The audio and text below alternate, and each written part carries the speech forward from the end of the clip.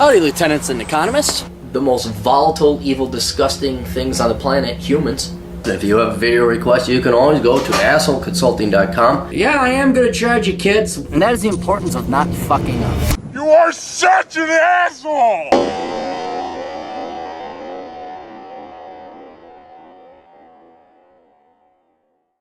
Well, I don't know what you guys did, but I started this morning with an X amount of videos to do, and in the time there's more left.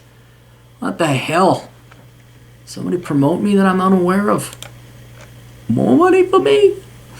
But no time to do anything else. That's the problem. I may have to jack up prices. Although we go through those spurts where it's like, oh, I get flooded, and then there was one week, oh, it was wonderful, one week where I had barely any. I'm like, whoa. Are you worried about it going? No. The amount of single mothers and deadbeat dads and fucked up kids and feminism influencing the school, I will never run out of business. There will be forever perpetually fucked up kids that when they hit puberty or get older and enter in the real world with the complete bullshit and lies and propaganda they were told by their parents, teachers, government, and the media, all of a sudden they need the truth. Don't worry about that. I have the most secure job in the world. Was it time? I was thinking about hiring others. I might have to do that. All right. Dear Cappy, please keep me anonymous. I'm paying you to read the following and add your own commentary because I'm sick of these fucking millennial pussies. I actually hope this helps one or two of them. One, read slowly. Oh God, I got, yes.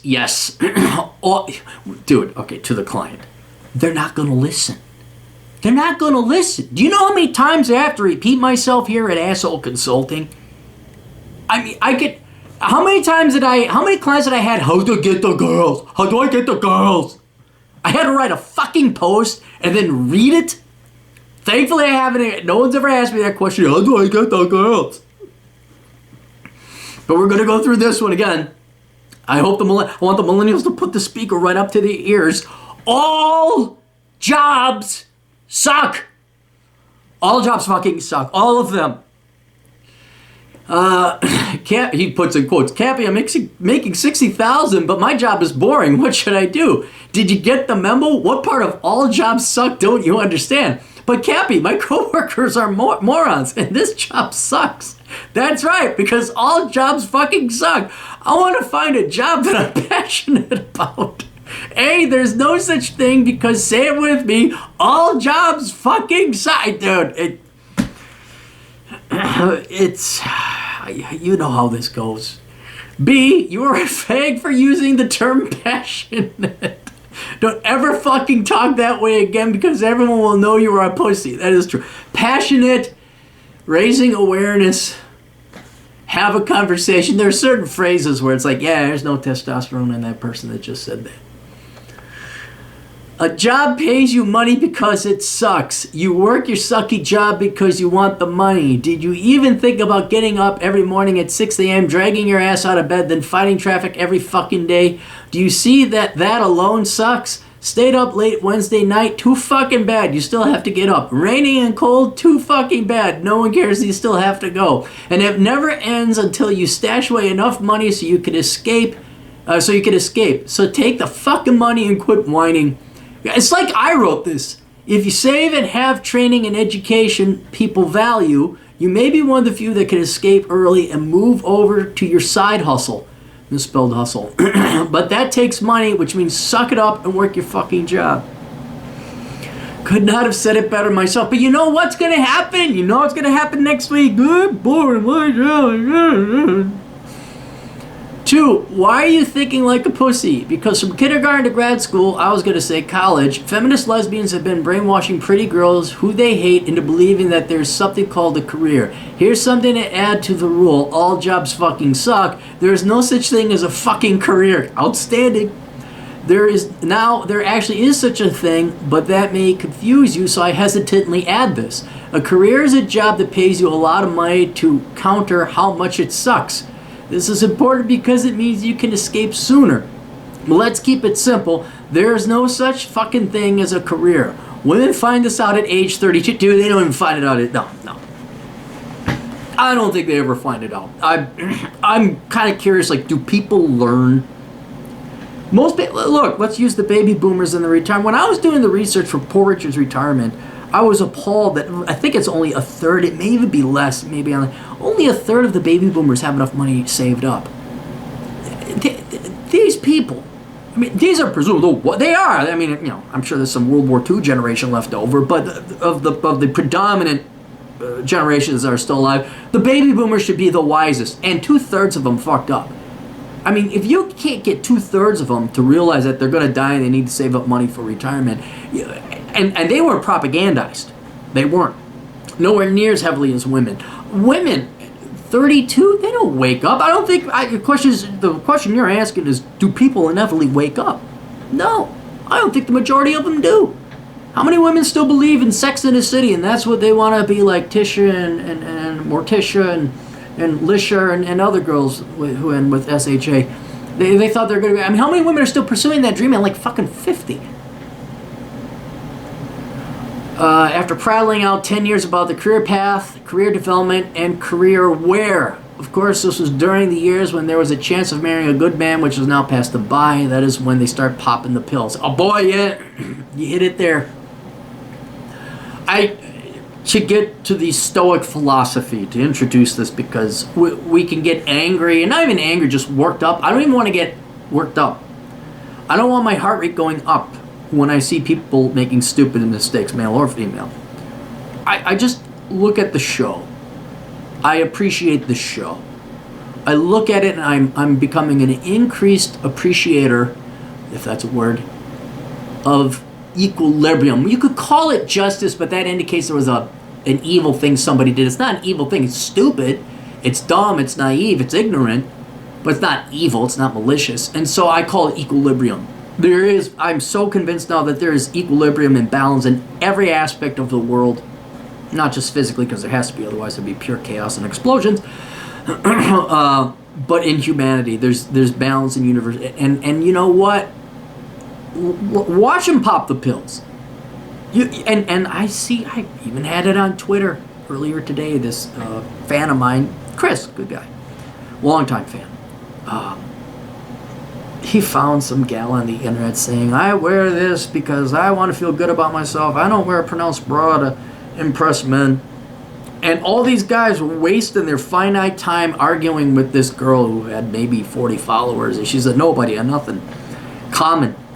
And I'm like, guys, just let her go. Just watch. Just watch the show. So I'm trying to... You make outstanding points. Well, they're not outstanding. They're just true points. You can't get any better than true. But yeah, it is sad that they started to pop the pills. Unfortunately, the boys were in the same classroom during the brainwashing. This crap has infiltrated your brain. So you're surprised when you find out that your job fucking sucks. The purpose of your job is to make money so you can live life outside of work and eventually save enough to escape. 3, one final thing. Men sense they are missing something. This is called the Esprit de Corp. Esprit de Corp is the manly spirit created on all male teams. If you are in college this summer, go with a buddy to Williston, North Dakota and get a job with an all-male oil crew work in the Bakken. Those men will kick the fucking greenhorn out of your ass and turn you into a man. You will work 6 days. 6! I thought it was 2 weeks on, 2 weeks off. I thought that you didn't get days off. And besides, if you had a day off, what do? Go to Williston? 6 days a week, 12 hours per day. They pay overtime and per diem. You will come home after summer with $15K after tax. You will be a man. And when you see how much money taxes took out of your check to pay for some Kuantaha's children, you'll never be a socialist again. You can also find Esprit de Corp in logging, ranching, on commercial fishing, but military too. They all still suck, but they pay well, and you will learn to be a man. If men follow this advice, it will lower the number of Cappy's paying clients. I don't really necessarily want that. It's a debate. Do we want to advance the philosophical understanding and conversation? There will be future questions. We will solve this problem now. We will move on to discover new problems, new philosophical questions. There will always be a frontier. So I'd like to get there. But if people want to pay me multiple times to answer the same question that I have rehearsed down now, I'll take the money. It's easy cash. However, that's not a problem. There are plenty of single mothers to raise more paying clients for Cappy. Add what you want, Cappy. Signed a Gen X dude who was raised right. Then you wanted me to add, you said paid. When you get to the Esprit de Corp part, I'd appreciate it if you talked about your experience with Cappy Security and the crew you work with. Oh my God, I could go on forever. I had to sit and think a little bit about this. And the best way to put it is the environment was hell. I mean, I was borderline starved. I went from 147 entering college, and at the end of my freshman year in college, I was down to 118. There was no food, sub-zero temperatures, inadequate. It's just miserable. I remember I could tell you a bunch of different stories. Getting excited because I found the tea cabinet over in the St. Paul campus. It was unlocked, and there was sugar packets. And I just drank sugar water and tea and heat. I remember the classroom science building, which I don't think is there anymore. It was on the east side of the Washington Avenue Bridge. It connected to the east and west banks of campus over the Mississippi. And I went there, and there was a microwave that worked. And I would just heat water to drink so I could stay warm. We would do push-ups because it's 20 fucking below zero. I remember your feet would sweat, but then get cold and chilly, and you wouldn't feel your feet anymore. So what I would do is I would take paper towels and then also throw them in the microwave, and then with my socks and heat those up, dry them out, heat them, and then stuff for extra insulation. And you know, patrolling there's the TCF stadium there now, but they used to just be a big, massive parking lot. You had to go patrol that, and there's no buildings to block the wind. And just this miserable. There's no fat. I remember another thing. I couldn't afford a scarf. I couldn't afford. I mean, I could, but then I'd have to worry, and I couldn't afford lip balm. Lips are all chapped and fucked. I had a shampoo that I got for free, and it caused dandruff. Just miserable. Just a miserable fucking existence. But I remember I took an old shirt and I cut it up so I'd have a scarf. But I looked like a bandito, and I wasn't the only one that did it. A lot of us would do it because we'd tighten it up here. And then you go patrol, and the moisture from your mouth would breathe in. And it was so cold that your mask would freeze. And I remember you'd untie it in the back here where it was warm and still melted, and you just take it and you'd set it on the counter. It would stay in that position, and you could tell a couple people out there would be 3 or 4 of those things on. It was horrible. The worst part of my life. The worst. I can't even begin. And I remember my freshman year at the end of it, I'm like, I can't remember. I won't know truly the hell I went through because I've forgotten most of it. I'm sure I've forgotten things. As bad as that was, I can't imagine a time that I was, I don't want to say happier, but filled with purpose and agency and reason, and inspired and invigorated, because we had 2 things. One, there was a goal. It was to escape poverty. It was to get your degree, and I was lied to, but operating from that flawed premise that my degree would finally get me out of poverty, I'd make money. You had a goal to look forward to. This was going to end. But then also the crew that I had with me, I knew they were a good group of people. I really enjoyed working with them. And you really bonded with them, especially over Christmas break when we went down to a skeleton. We had the Dirty Dozen. It was like 12 of us, because everyone else would go home for Christmas. But not just workers in security, but campus would evacuate too. So you didn't need that much security. So you have the Dirty Dozen. And me and Khan, I talk about my good buddy Khan. We'd work insane hours because you get time and a half if you got over 40. And then if Thanksgiving, Thanksgiving, that's when it started, is you would just try and get 40 hours, and then at midnight, starting Thanksgiving, or midnight Christmas Eve, you not only were you at overtime, you were on holiday pay, so you get 2 1/4. What did Con? Some insane, like 119 hours. The longest I ever worked was 42 hours straight. One of the rare times I dozed off, which is understandable. But you're working with this group of people, and they're all there, and they're all in the same boat. And that harshness forged great people. There's some women there too that work, and they're good people. McGinnis, Yerkstead, Payne. I remember their names too. In contact with some of them too. Just some great people.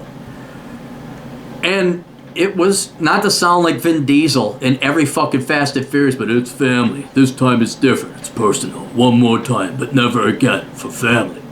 That, in case you wonder what Fast and Furious was about, but it was. It was like this family that I never had. And then it ended, and you graduated, and it was a college job. You had to be in college, and then it ended, and then everyone split and went their own ways. It probably didn't realize it, but that was one of the saddest things I ever witnessed, but didn't realize how sad it was when it was happening in front of my eyes. And then it wasn't a good 2 to 3 years later until as if that wasn't harsh and real world enough, the real world even came back to kick your ass for a second round when you realized your degree wasn't going to get you the prosperity everyone promised you. And even I remember me and Khan talking about this. Khan says, we are never going to meet that level of quality and caliber and interesting, intelligent people ever again. And he was right. And I thought that was normal. I thought that group of people was average. Same thing with dating girls. I dated a very sweet, nice, wonderful girl, but it was one of the first ones, and I'm like, oh, well, this is average. And then you get out into the real world, and then you date the average women. You're like, holy fuck, we need more bullets to put everyone out of their misery. We need a new program. We're going to start from zero again. Working in banking, dealing with coworkers, bosses, and clients, you see just what fucking idiots and retarded everyone was. And you would have never thought working security would have resulted in having what is no doubt in my mind the top 2%. I guarantee you that there was something about that security team that just attracted the most intelligent, but above all else, interesting people. Just everyone was. It was like a quasi superhero group. It was like the Avengers, except we really didn't have superpowers. But everyone was they have an interesting. No, they were really unique, and I can't mention people's names because reasons. But the talented Mr. Lee, the greatest artist ever. Kim, I can't name either, but she was a lesbian, very intelligent, and we'd all go scope out chicks together.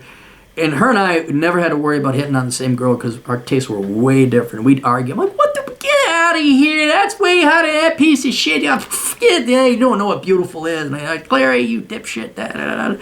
And the ball busting and everything else. But yeah, it was like belonging to a real world human version of the Avengers, except with way better personalities. Way better. Everyone's kind of stoic and serious in the Avengers. No one's smiling.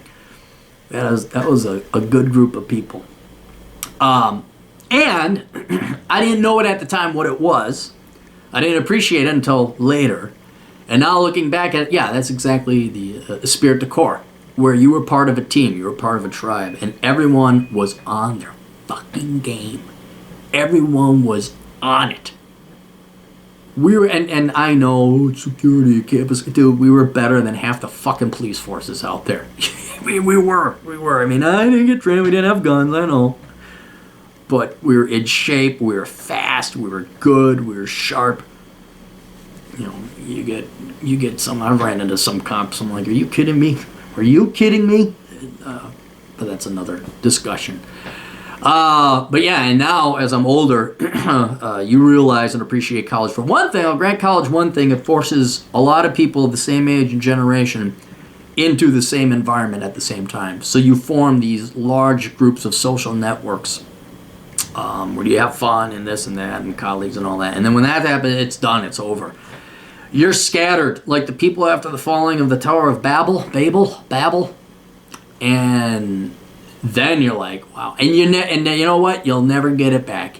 About the only way men, I think, get it back is when you're retired.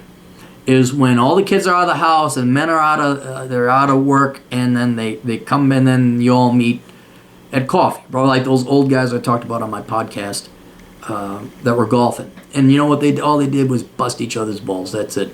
That's all it is. You want to join? I'm like, yeah, sure, and join. I think it was under a minute, and they're like, "Did you hit puberty yet?" It's like, I guess I belong to the club now. All right, thanks. Fucking old guys rule. That's about the only time you'll ever see it. So another reason why I recommend you guys join the military, not just for the bit, but you're not gonna have that again. And a lot of you guys, the problem is, it's like me when I went into security. You're young. You're 18. You're 19. You don't know anybody. You think like, oh, this is average or this sucks because of what you've been told on TV and what your parents and guidance counselors and all the other liars told you. It's not until you get to be 40 do you realize, holy shit, even in that horrible environment, even in that delusional, that wicked, physically torturous environment, I still had fond memories. It was one of the greatest things that ever happened to me because of the people and the team that I belonged to. And it was also under the false pretenses we were working towards something. But you're never going to get that again. Never. People get married, and girls come in and ruin it all. They get married, and then they have kids. And then there's the hanging of the pot rack story, which if you don't know, look that up. The hanging of the pot rack. Maybe I should make a video just talking about the pot rack story so you can look it up. If somebody wants to pay me for that, they can do that. But yeah, then it goes away. So, and the Esprit de Corp, I'd say it's absolutely vital and necessary for men.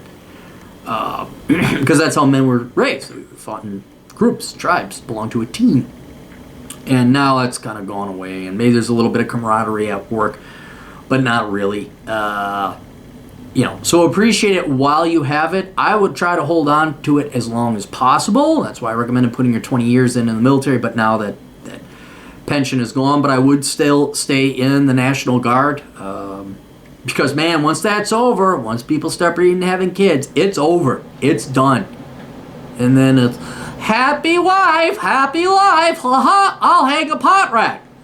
All right, that's it. Questions, answers, assholeconsulting.com. We'll see you all later. Toodles.